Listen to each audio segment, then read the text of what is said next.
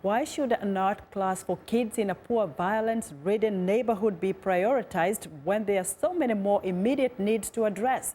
But the space that is being provided by the Butterfly Art Project is giving kids in Capricorn an opportunity that literally brightens up their lives. Isa Lee Jacobson reports from Cape Town. Vrygrond, also known as Capricorn, is a community of 42,000 people, about 30 minutes drive from the centre of Cape Town. 22% of the population here is unemployed, and gang violence is rife. But a collaboration between Capricorn Primary and the Butterfly Art Project has created a haven for the kids of Vrygrond.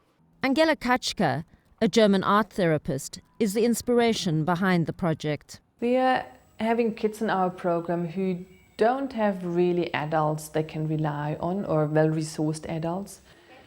And at their homes there is a lot happening. There is a lot of violence happening in the families. They witness drug abuse of family members.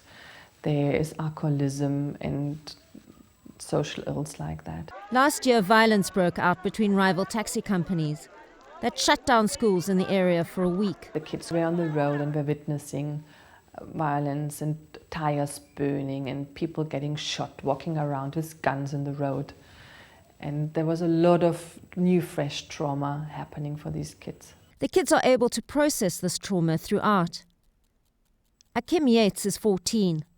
After his father died, he struggled to cope and resorted to petty crime. He says he has stopped doing bad stuff since he discovered art.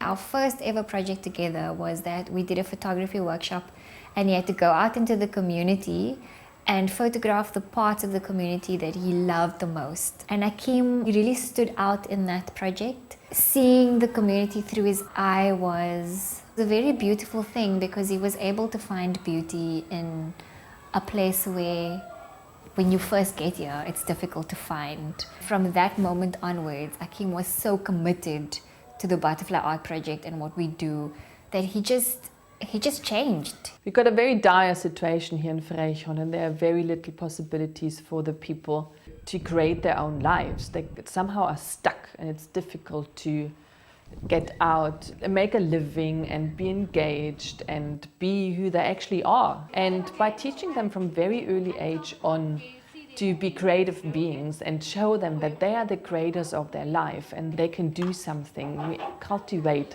that skill for them, and they understand that it's up to them.